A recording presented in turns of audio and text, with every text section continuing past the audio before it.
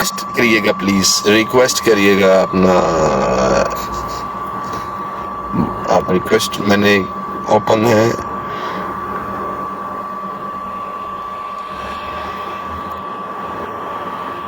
ओ यार मैं किनू चुक लिया, सॉरी बाजी, मैं गलती नाल, अब पता क्या ये इनका पैंतरा है, अब रिक्वेस्ट डाली है ना, अब ये रिक्वेस्ट पूरी फुल करेंगे ताकि ना मिले, कोई मसला नहीं है, मैं ढूंढ के निकालूंगा। ये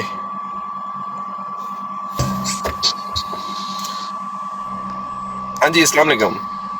अस्सलाम वालेकुम अस्सलाम। आपका बहुत बेसब्री से लोग इंतजार कर रहे हैं और आपने लोगों की दिल की धड़कन जो है वो बहुत तेज कर दिया। आप इतने टाइम से नहीं आई ना, मैंने आपको बड़ा कर दिया। चले जी, चले सारे जितने भी पिंड वाले हैं मौजूद है, भाभी का वेलकम करें प्लीज अच्छे से। वालेकुम। आप ठीक है? मैं ठीक ठाक अल्हम्दुलिल्लाह।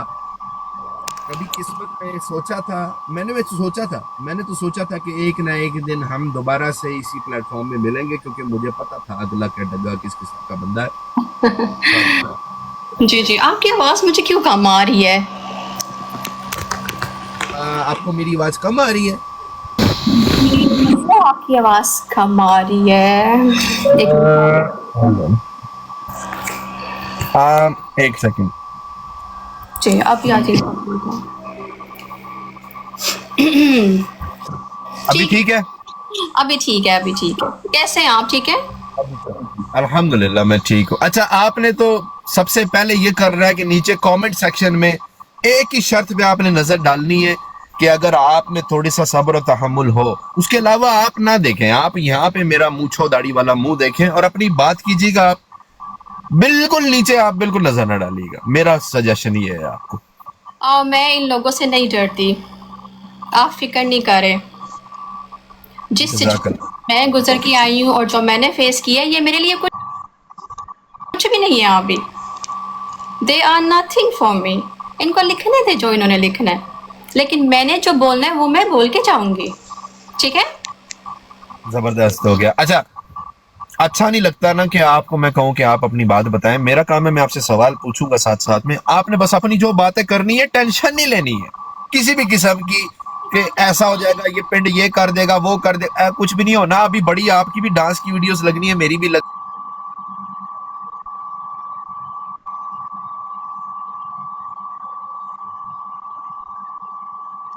वीडियो सेंड चलता है ना, ये चीज तो अंडरस्टैंडेबल है। अब जारी बात है, आप अगर किसी कचरे के ढेर के पास जाएंगी, वहां पर आपको फिर मक्खियां और गंद तो मिलेगा। जब आपने गंद साफ करना होता है ना, तो छींटे आपके ऊपर भी आते हैं। अल्लाह ताला किसी ना किसी को ज़रूर खड़ा करता है स्टैंड लेने के लिए। ये हर एक के बस की बात नहीं होती, और जिसमें हिम्मत होती है उसी को अल्लाह ताला ये रुतबा देता है। ठीक है? और मुझे पता है कि छींटे मेरे ऊपर आने हैं, लेकिन मैं फिर भी नहीं हारूंगी, क्योंकि मैं सच्ची हूँ और मैं ये क्लियर करके ही जाऊंगी। और जो एक मिनट, मैं आपसे एक सवाल पूछता हूँ, पहला प्रश्न आज के प्रोग्राम का। जी जी, एक्टिंग स्टार्ट। आपने आज क्यों डिसाइड किया कि आपने आके दोबारा से ये बात को सोशल मीडिया पे आपने लोगों के आगे रखना है? क्या वजह थी इसकी? आपको पता था ना, लास्ट टाइम हमारी कन्वर्सेशन हुई थी कि भाई अब मैं टिकटॉक पे नहीं आऊँगी, क्योंकि मैं लीगली जाना चाह रही हूँ, मैं लीगली प्रोसीड करूँगी। लेकिन ये बात आई थिंक इधर से नहीं, उस तरफ से भी हुई थी कि अब कोई गल नहीं करेगा इस बारे च।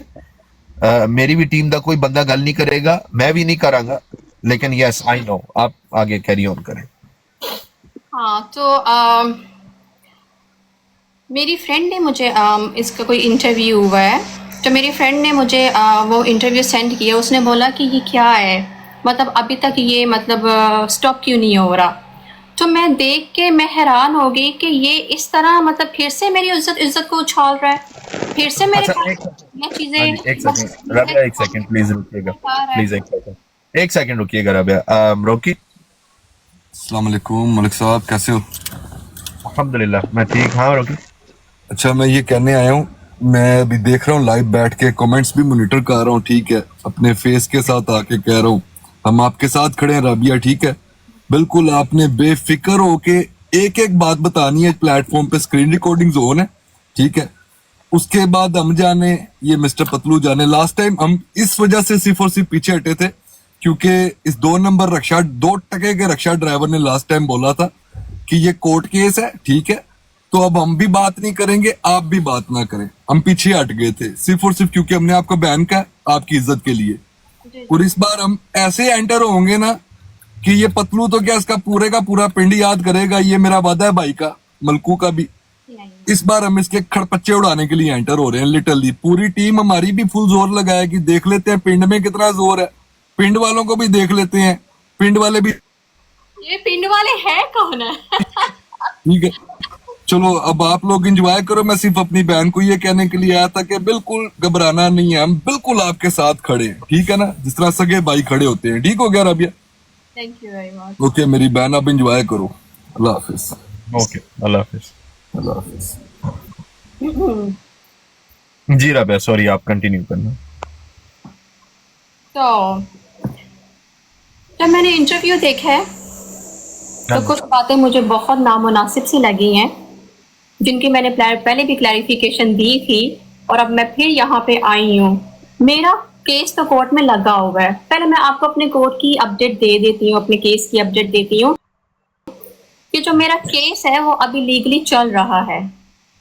अभी मुझे मेरा हक में नहीं मिला और